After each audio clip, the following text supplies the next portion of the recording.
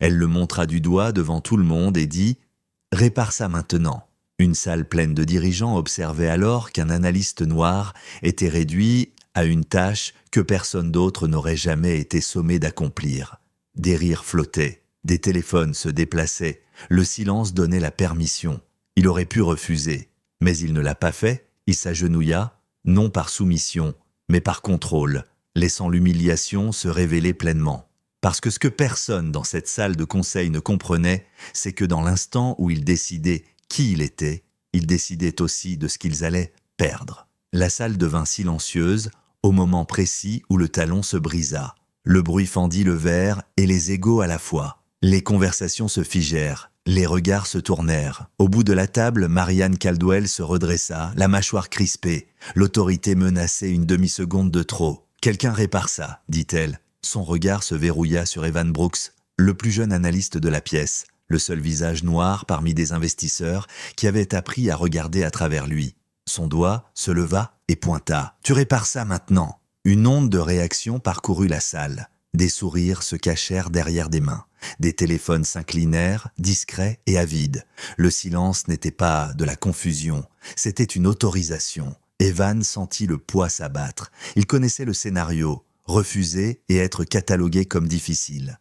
Résister et confirmer tout ce qu'il pensait déjà. La salle attendait la réaction qu'elle pourrait emballer. Il se leva, pas pressé, pas défiant. Il alla jusqu'à son sac et en sortit un petit kit de réparation, une habitude qu'il n'avait jamais expliquée, héritée des étés passés à apprendre à réparer ce que les autres jetaient. Il s'agenouilla, la posture fit son œuvre, des rires surgirent, doux et toxiques. Un homme près de la fenêtre se pencha en arrière et murmura irréel. Les mains d'Evan étaient de stable. Il examina les dégâts, ajusta, resserra, fixa. 90 secondes passèrent. Pendant ce temps, la salle se trahit elle-même. Personne n'arrêta la scène. Personne ne prononça son nom.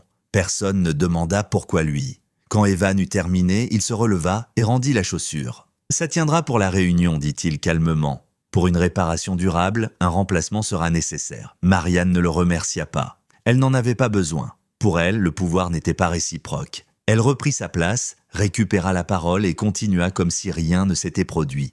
Mais quelque chose avait changé. Les investisseurs ne la regardaient plus. Ils regardaient Evan. La réunion s'étira. Des projections remplirent l'écran. Des voix débattaient de stratégies qu'il comprenait à peine. Evan écoutait en silence, prenant des notes que personne ne lui demanda. De temps à autre, il croisait le regard de la tête de table, bref, instable. Lorsque la réunion prit fin, les conversations éclatèrent à nouveau. Les chaises raclèrent, les rires revinrent. Evan rassembla ses affaires et se leva. « Monsieur Brooks » dit Marianne, la salle se tut encore. « Oui » répondit Evan. « Restez » dit-elle, « nous devons parler. » Les investisseurs sortirent. La porte se referma. Les murs de verre reflétaient le déséquilibre comme un miroir. « Ce que vous avez fait » commença Marianne, « c'était inapproprié. » Evan hocha la tête une fois. « Je suis d'accord. » Sa confiance vacilla. « Alors pourquoi ?»« Parce que vous l'avez demandé, » dit Evan devant témoin. Elle croisa les bras. « Vous m'avez humilié. »« Non, » répondit Evan. « Je vous ai laissé finir. » Les mots tombèrent sans force. C'est ce qui les rendait dangereux. « Vous avez franchi une ligne, dit-elle. « Vous aussi, » répondit Evan, en premier. Marianne expira brusquement. « Vous surestimez votre position. » Evan soutint son regard. « Vous sous-estimez votre exposition. » Il posa un dossier sur la table et le fit glisser vers elle. « Qu'est-ce que c'est » demanda-t-elle. « Un registre, dit Evan. De moments comme aujourd'hui. Pas seulement le mien. » Elle l'ouvrit. Son visage changea. Des dates, des noms, des courriels, des commentaires étiquetés comme des blagues, des demandes présentées comme des faveurs, des schémas trop nets pour être ignorés. « Vous m'avez documenté » dit-elle. « J'ai documenté l'entreprise » répondit Evan. « La direction incluse ?» Sa voix s'abaissa. « Vous pensez que cela vous donne un levier ? Je pense que cela donne au conseil du contexte, dit Evan, et au comité de conformité de la clarté. Vous détruiriez votre propre carrière, dit-elle. Evan secoua la tête. Vous avez déjà essayé ? Le silence revint, différent, plus lourd. Vous voulez des excuses ? Dit Marianne. Je veux de la distance, répondit Evan. De vous ? Des décisions que vous contrôlez. Elle rit une fois. Vous ne décidez pas. Je décide, dit Evan, aussi calme qu'avant. Effet immédiat. Il tapa sur le dossier. Ceci part au conseil demain à 8 heures avec ma démission. Sa confiance se brisa. Vous ne pouvez pas menacer. Je ne menace pas, dit Evan. Je pars. Elle le fixa, calculant. Que voulez-vous ? Evan prit son sac. un dossier propre et la vérité sur papier. Et si je refuse? Evan ouvrit la porte. Alors la pièce s'agrandit. Le lendemain matin, le conseil se réunit plus tôt que prévu. Marianne arriva et trouva Evan déjà assis.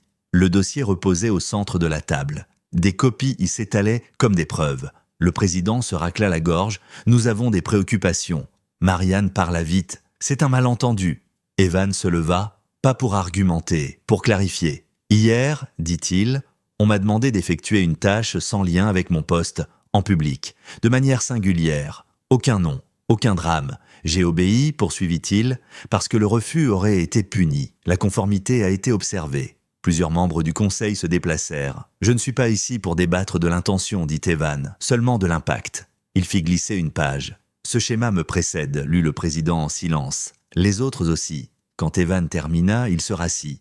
Pas d'applaudissements, pas de discours. Le président parla. « Madame Caldwell, nous allons ouvrir une enquête immédiate. » Le visage de Marianne se crispa. « Sur quelle base ? » « Sur la conduite du leadership, répondit le président. « Et le risque ?» Evan se leva de nouveau. « Ma démission tient. » Le président leva les yeux. « Retirez-la. » Evan secoua la tête. « C'est terminé pour moi. » Le vote fut bref. Marianne fut mise en congé dans l'attente de l'enquête. Evan quitta le bâtiment avant midi. Aucune caméra ne le suivit. Aucun communiqué ne fut publié ce jour-là. Mais la salle se souviendrait. Pas de l'agenouillement, mais du règlement de compte qu'il avait suivi. Et de l'homme silencieux qui avait décidé du moment où tout s'arrêtait.